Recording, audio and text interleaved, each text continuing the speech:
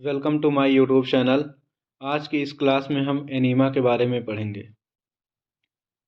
A process where fluid introduce into the lower bowel through rectum means कि rectum के थ्रू अगर lower bowel में हम फ्लूइड इंसर्ट करते हैं तो उसको हम एनीमा कहते हैं। एनीमा को क्लस्टर भी बोलते हैं। किसी भी फ्लूइड या लिक्विड जो सोल्यूशन होता है उसको हम रेक्टम के द्वारा लोअर वावल के अंदर इंसर्ट कराते हैं और जिससे लोअर वावल की सफाई करने के लिए हेल्प होता है, तो उसे हम एनीमा कहते हैं। इसके टाइप के बारे में देखते हैं। दो टाइप के होते हैं एनीमा, दो टाइप के होते हैं, evacuant enema, retained enema. Evacuant enema के 3 सब टाइप होते हैं। सिंपल इवाक्वेंट एनीमा, दूसरा मेडिकेटेड इवाक्वेंट एनीमा, तीसरा कोल्ड एनीमा। अब मेडिकेटेड इवाक्वेंट के 5 सब टाइप हैं: oil enema, purgative enema, astringent enema, anti helminthic enema और लास्ट वन कार्मिनेटिव एनीमा। अब बात करते हैं रिटेंड एनीमा के कितने टाइप हैं, सब टाइप हैं: stimulant enema, nutrient enema, emollient enema, sedative enema और लास्ट वन एनेस्थेटिक एनीमा।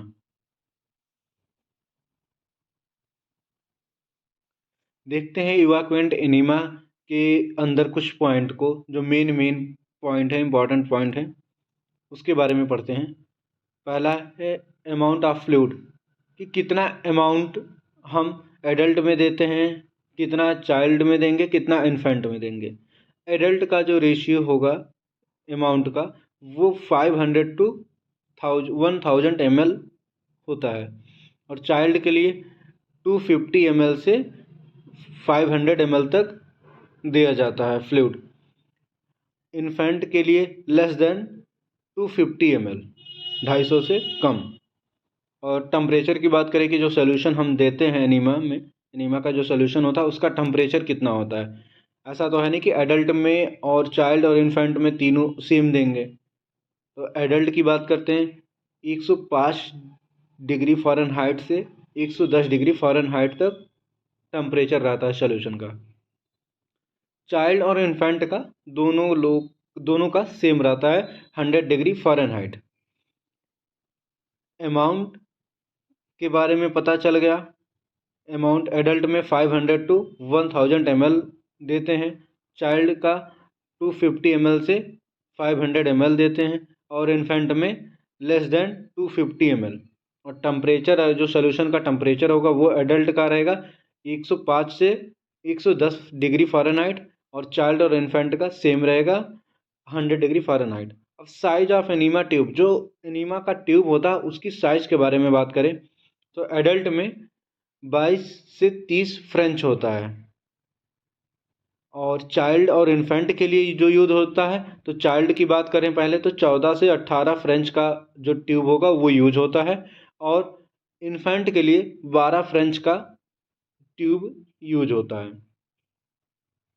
अब देखते फ्रेंच क्यों वर्ड हम यूज करते हैं। जो फ्रेंच शब्द होता है, जो ट्यूब के आगे वाले, जो सबसे आगे वाला पोर्शन रहेगा उसके डायामीटर को दर्शाता है। उसके डायामीटर के लिए ये यूज होता है फ्रेंच। एक फ्रेंच इक्वल टू 0.3 mm। एक जो फ्रेंच होता है वो 0.3 mm के बराबर होता है। अब देखते हैं जो रेक्टल थर्मामीटर हम लेते हैं, जो लगाते हैं, रेक्टल टेम्परेचर लेते हैं, उसके लिए जो थर्मामीटर हम यूज करते हैं तो कितना इंसर्ट करते हैं। देखते हैं कि एडल्ट में 1.5 इंच इंसर्ट करेंगे और चाइल्ड में 1 इंच इंसर्ट करते हैं और इन्फेंट में लेस देन 1 इंच इंसर्ट करते हैं। और डी है हाइट ऑफ एनीमा केन। जो एनीमा केन होता है कितने, ऐसा तो है नहीं कि उस बेड पे ही रख देंगे, उसका हाइट पे डिपेंड करता है कि कितने हाइट तक हम इसको रखते हैं, कितने हाइट पे होल्ड करते हैं। अगर इंचेस की बात की जाए तो 18 इंच होता है, 18 इंच होता है। और अगर सेंटीमीटर की बात की जाए, 18 इंच को अगर कन्वर्ट करेंगे तो 45 सेंटीमीटर होगा। 1 इंच इक्वल टू 2.5 सेंटीमीटर। अब पोजीशंस की बात करें कि कौन सा पोजीशन हम देते हैं एनीमा एडमिनिस्टर के दौरान। पहला जो मोस्ट फेवरेबल पोजीशन है वो सिम्स पोजीशन है। ये लेफ्ट लैटरल और प्रोन पोजीशन के बीच का जो पोजीशन होता है उसको हम सिम्स पोजीशन कहते हैं, और लेफ्ट लैटरल पोजीशन होता है। तो दो पोजीशंस कौन कौन से हैं, सिम्स पोजीशंस और लेफ्ट लैटरल पोजीशन। बट अगर एग्जाम में क्वेश्चन आया है, एमसीक्यू टाइप में क्वेश्चन है कि एनीमा के लिए फेवरेबल कौन सा पोजीशंस है, तो पहला अगर ऑप्शन है सिम्स और लेफ्ट लैटरल दोनों अगर दिया गया है तो हम सिम्स पोजीशन लगाएंगे। राइट आंसर रहेगा सिम्स पोजीशन। अगर इन केस सिम्स पोजीशन नहीं दिया है देन तब लेफ्ट लैटरल पोजीशन देंगे। जैसा इमेज में शो हो रहा है कि सिम्स पोजीशन किस तरीके का होता है, किस तरीके से दिया जाता है। तो इमेज में जो शो हो रहा है देख सकते हैं आप सब कि लेफ्ट लैटरल यानी कि लैटरल और प्रोन पोजीशंस के बीच का ये पोजीशंस होता है जिसको हम सिम्स पोजीशन कहते हैं। और इंसर्शन ऑफ एनीमा ट्यूब के बारे में बात करें कि कितना हम इंसर्ट करते हैं एनीमा ट्यूब को, तो एडल्ट में हम 3 to 4 इंच इंसर्ट करते हैं। अगर इसको हम सेंटीमीटर में कन्वर्ट करें देखें तो 7.5 to 10 सेंटीमीटर हम एडल्ट में इंसर्ट करेंगे। और इन्फेंट या चाइल्ड के बारे में बात करें तो 1 to 1.5 इंचेज हम इंसर्ट करते हैं। अगर सेंटीमीटर में इसको हम कन्वर्ट करके देखें तो 2.5 to 3.75 सेंटीमीटर हम इंसर्ट करते हैं। ये तो इवाक्वेंट एनीमा के बारे में हो गया। अब रिटेंड एनीमा के बारे में हम जानते हैं, देखते हैं क्या है। अमाउंट ऑफ फ्लूइड, जो फ्लूइड दिया जाता है कितना दिया जाएगा। एडल्ट में 100 to 150 ml दिया जाएगा, चाइल्ड में 50 to 100 ml रहेगा, और इन्फेंट में लेस देन 50 ml। और टेम्परेचर की बात करें, जो सोल्यूशन का टेम्परेचर होता है वो बॉडी टेम्परेचर के बराबर में होता है। बॉडी टेम्परेचर जो होता है उसमें हम देते हैं body temperature. Normal body temperature होता है 98.6 फ़ारेनहाइट, सॉरी 98.6 डिग्री फ़ारेनहाइट होता है। अब साइज ऑफ एनीमा ट्यूब, अब रिटेंड एनीमा का जो ट्यूब होता है उसमें कितना हम यूज करते हैं। एडल्ट के लिए 22 to 30 फ्रेंच, मीन्स 22 से 30 फ्रेंच का हम यूज करते हैं, जो कि इवाक्वेंट में जो हम यूज किए थे उतना ही यूज करेंगे। और चाइल्ड में 14 से 18 फ्रेंच और इन्फेंट में 12 फ्रेंच। इवाक्वेंट एनीमा में जो ट्यूब यूज किए थे जितने फ्रेंच का उतने फ्रेंच का हम रिटेंड एनीमा में भी यूज करेंगे। Height of enema can, enema can का जो हाइट होगा वो कितना होगा रिटेंड में 8 इंच होगा। अगर इंच को हम सेंटीमीटर में कन्वर्ट करके देखें तो 20 सेंटीमीटर का होगा। जैसा कि डायग्राम में शो हो रहा है कि किस तरीके से हम कहाँ पे हम इसको होल्ड करते हैं एनीमा केन को, और कैसे हम इंसर्ट करते हैं। अब इंसर्शन ऑफ एनीमा ट्यूब के बारे में बात करें कि कितना हम एनीमा जो ट्यूब होता है वो इंसर्ट करते हैं एडल्ट में, चाइल्ड में और इन्फेंट में कितना हम इंसर्ट करेंगे। तो एडल्ट में 3 to 4 इंच हम इंसर्ट करते हैं, और चाइल्ड और इन्फेंट की बात करें 1 to 1.5 इंच। जैसा कि इवाक्वेंट एनीमा में जितना हम इंसर्ट किए थे उतना ही रिटेंड एनीमा में भी इंसर्ट करते हैं। अब कुछ मेन जो टॉपिक हैं उसके बारे में देखते हैं कि गैस को रिमूव करने के लिए, यदि किसी भी पेशेंट को हम जिसको एनीमा दे रहे हैं उसको अगर गैस बना है, एनीमा एडमिनिस्ट्रेट करने के लिए वो दिया गया है बट उसको गैस बना, तो गैस को कैसे हम रिमूव करवाते हैं। उसके लिए एक फ्लैटेस्ट ट्यूब होता है उसका हम यूज करते हैं, और उसको इंसर्ट करते हैं 4 to 6 इंच, यानी कि 4 से 6 इंच हम इंसर्ट करके फ्लैटेस्ट ट्यूब को हम गैस को रिमूव करवाते हैं। और जो ड्यूरेशन इसका होगा लेस देन 20 मिनट तक हम इंसर्ट करते हैं, रखते हैं।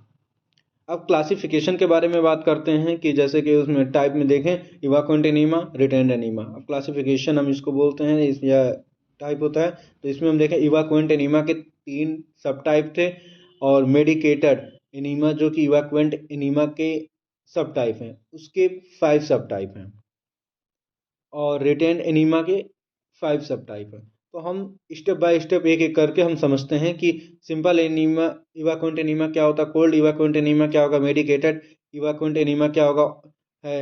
उसके बाद रिटेन एनीमा के बारे में हम पढ़ेंगे स्टेप बाय स्टेप।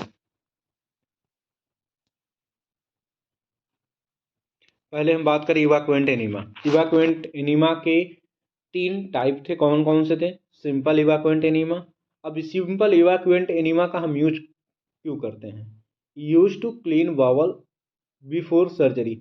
यदि सर्जरी होना है, किसी भी पेशेंट का सर्जरी करना है या होने वाला है, तो उसके पहले जो इंटेस्टाइनल होता है, लोअर बावल होता है, उसकी सफाई करने के लिए हम यूज करते हैं सिंपल इवाक्वेंट एनीमा, यानी क्लीन बावल की क्लीननेस के लिए हम यूज करते हैं। और टू ट्रीट कॉन्स्टिपेशन, कॉन्स्टिपेशन को ट्रीट करने के लिए हम सिंपल इवाक्वेंट एनीमा का यूज करते हैं। अब इसके अंदर सोल्यूशन कितना क्या होता है? 5 mg सोडियम क्लोराइड होगा, 5 mg सोडियम क्लोराइड और 500 वाटर होता है। सोडियम क्लोराइड 5 mg होगा और 500 ml वाटर होगा, और इसको हम इन दोनों को मिक्स करके आइसोटोनिक सोल्यूशन हम तैयार करते हैं। क्लियर है यहाँ तक सभी को? बात कर रहे हैं मेडिकेटेड एनीमा, जो इवाक्वेंट एनीमा के सब टाइप हैं।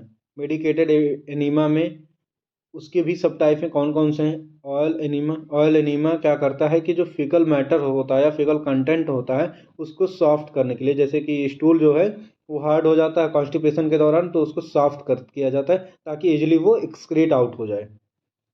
सोल्यूशन कौन सा हम यूज करते हैं ऑयल एनीमा के अंदर? ऑलिव ऑयल और कस्टर ऑयल, और साथ ही साथ इसके क्या रहेगा? Olive oil. ऑलिव ऑयल का हम यूज़ करेंगे या फिर क्लस्टर ऑयल और ऑलिव ऑयल दोनों का हम यूज़ करते हैं। और इसके जो मेडिकेटेड एनीमा के जो दूसरे सब टाइप हैं, कौन सा है? Purgative enema. परगेटिव एनीमा का यूज क्या करने के लिए क्या करते हैं? To induce peristalsis, peristalsis movement के लिए हम यूज करते हैं। जो पेरिस्टालसिस मूवमेंट होता है उसके लिए हम यूज करते हैं। और जो परगेटिव एनीमा है, क्वेश्चन यहाँ से आता है कि सबसे जो क्लिनिकल प्रैक्टिस के लिए कॉमनली जो यूज किया जाता है एनीमा कौन सा होता है? वो परगेटिव एनीमा होगा। Most common used in clinical practice, ये कॉमनली यूज करते हैं किसके लिए? क्लिनिकल प्रैक्टिस के दौरान यूज करते हैं। और इसका सोल्यूशन कौन सा होता है परगेटिव एनीमा का? प्योर ग्लिसरीन 15 से 30 ml होगा, और ग्लिसरीन प्लस H2O यानी कि वाटर जो रहेगा और ग्लिसरीन दोनों मिक्सअप रहेगा, और इसका रेशियो रहेगा 1:2।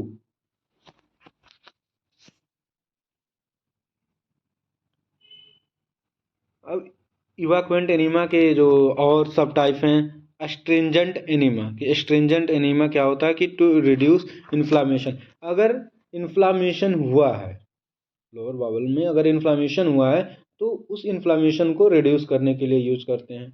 और चेक कंट्रोल ब्लीडिंग, यानी कि चेकअप करने के लिए हम करते हैं, और जो ब्लीडिंग अगर हो रहा है तो उसको हम कंट्रोल करने के लिए करते हैं। इसका सोल्यूशन होगा टोनिक एसिड। जो टोनिक एसिड होगा वो 2 ग्राम रहेगा, प्लस 600 ml वाटर रहेगा या H2O रहता है, या फिर जो 2% सिल्वर नाइट्रेट होगा, या फिर 2% सिल्वर नाइट्रेट का हम यूज करते हैं। और एंटी हेलमिंथिक एनीमा देखते हैं क्या है। एंटी हेलमिंथिक एनीमा का हम यूज करके जो इंटेस्टाइनल पैरासाइट्स होते हैं उसको हम डिस्ट्रॉय करते हैं। एंटी मीन्स कि उसके अगेंस्ट, हेलमिंथिक जो वर्ड आता है वो जो पैरासाइट्स होते हैं उनके लिए हम यूज करते हैं। तो डिस्ट्रॉय द इंटेस्टाइनल पैरासाइट्स। इसका सोल्यूशन देखते हैं कितना होता है। 60 ग्राम यानी 60 ग्राम सोडियम क्लोराइड होता है, और 600 ml वाटर होगा H2O, जिसको हम मिक्स करके हाइपरटोनिक सोल्यूशन तैयार करते हैं। कार्मिनेटिव एनीमा देखते हैं। कार्मिनेटिव एनीमा को हम एंटीस्पाज्मोटिक एनीमा भी बोलते हैं। जो कार्मिनेटिव एनीमा होगा उसको हम एंटीस्पाज्मोटिक एनीमा भी बोलेंगे। और इसका यूज करते हैं किसके लिए? To relief gas distension. अगर गैस है तो उसके डिस्टेंशन के लिए हम यूज करते हैं। अब कोल्ड एनीमा देखें, कोल्ड एनीमा को आइस एनीमा भी हम बोलते हैं। और कोल्ड एनीमा में जो टेम्परेचर दिया जाएगा वो 65 to 85 डिग्री फ़ारेनहाइट दिया जाता है। और ये किस लिए दिया जाएगा? कोल्ड एनीमा किस कंडीशन में दिया जाएगा? हाइपर पायरेक्सिया की कंडीशन में हम यूज़ करते हैं। कोल्ड एनीमा हाइपर पायरेक्सिया की कंडीशन में हम यूज़ करते हैं। और कॉम्प्लिकेशंस क्या हो सकता है? हाइपोथर्मिया की 94 डिग्री फ़ारेनहाइट से अगर बॉडी टेम्परेचर बिलो हो जाता है तो उसको हाइपोथर्मिया की कंडीशन हम बोलते हैं। अब बात करें सेकंड टाइप कौन सा था? Retained enema. रिटेंड एनीमा में पहला सब टाइप क्या है? Stimulant enema. Stimulant enema use to treat opium poisoning के लिए हम यूज करते हैं। और use in shock and collapse, अगर शॉक और कोलैप्स की कंडीशन है तो हम यूज करेंगे। और इसका सॉल्यूशन क्या होता है? Black coffee powder. जो ब्लैक कॉफ़ी पाउडर रहेगा वो जो 300 और 300 ml वाटर रहेगा उनमें मिक्स करके हम सॉल्यूशन प्रिपेयर करते हैं। और न्यूट्रिएंट एनीमा। न्यूट्रिएंट एनीमा जैसे नाम से ही पता चल रहा है, न्यूट्रिएंट प्रोवाइड करना। टू इंट्रोड्यूस फ्लूइड और न्यूट्रिएंट मीन्स कि फ्लूइड को इंट्रोड्यूस करेंगे, इंसर्ट करते हैं, और न्यूट्रिएंट को हम इंसर्ट करते हैं। न्यूट्रिएंट जो होगा उसको इंसर्ट करेंगे। सॉल्यूशन कौन कौन सा होता है? एन एस होगा जो नॉर्मल सलाइन होता है, रिंगल लैक्टेट होता है, RL, DNS होता है, और पेप्टोनाइज्ड मिल्क होता है। ये सॉल्यूशंस होते हैं। और इमोलेंट एनीमा की बात करें तो इमोलेंट एनीमा में to use smooth and soft the intestinal mucous membrane. जो इंटेस्टाइनल म्यूकस मेम्ब्रेन होता है उसको सॉफ्ट करने के लिए हम यूज करते हैं इमोलेंट एनीमा का। Sedative enema. सेडेटिव एनीमा जो सेडेटिव वर्ड होते हैं वो नींद को लाने के लिए यूज होता है। सेडेटिव वर्ड मीन्स कि नींद को इंट्रोड्यूस करता है। To use induce sleep, sleep लाने के लिए दिया जाता है। Anaesthetic enema to induce anaesthetic effect, यानी कि एनेस्थेटिक जो इफेक्ट होगा उसके लिए हम यूज करते हैं एनेस्थेटिक एनीमा। और सोल्यूशन कौन सा होता है? एवरेटिन होता है। एवरेटिन होगा वो 150 mg to 300 mg पर kg ऑफ बॉडी वेट। जितना बॉडी वेट रहेगा वो उतना दिया जाएगा। पर बॉडी जो होता है वेट kg में वो 150 से 300 mg रहेगा, दिया जाएगा। यहाँ तक सबको क्लियर है? और एनीमा जो होता है वो किन कंडीशन में नहीं दिया जाता? कॉन्ट्राइंडिकेटेड होता है अगर पेशेंट को एक्यूट इन्फ्लामेटरी डिजीज है, GIT का, गैस्ट्रो इंटेस्टाइनल ट्रैक्ट, तो उस कंडीशन में हम एनीमा नहीं देंगे, कॉन्ट्राइंडिकेटेड होता है। या फिर अपेंडिसाइटिस है अगर तो भी हम नहीं देंगे एनीमा। तो किसी को अगर कोई डाउट हो तो अपने कमेंट्स को कमेंट बॉक्स में ड्रॉप कर दें। उम्मीद करता हूँ कि ये क्लास आप सभी लोगों को समझ में आया होगा। और अगर जो लोग हमारे चैनल पर नए हैं चैनल को सब्सक्राइब कर लें, लाइक शेयर और कमेंट करना ना भूलें। साथ ही साथ बेल आइकन को प्रेस कर लें ताकि हमारे वीडियोज़ के लेटेस्ट नोटिफिकेशन आप सभी को मिलती रहें। मिलते हैं अगले क्लास में एक बेहतरीन और न्यू टॉपिक के साथ। तब तक के लिए जय हिंद, जय भारत।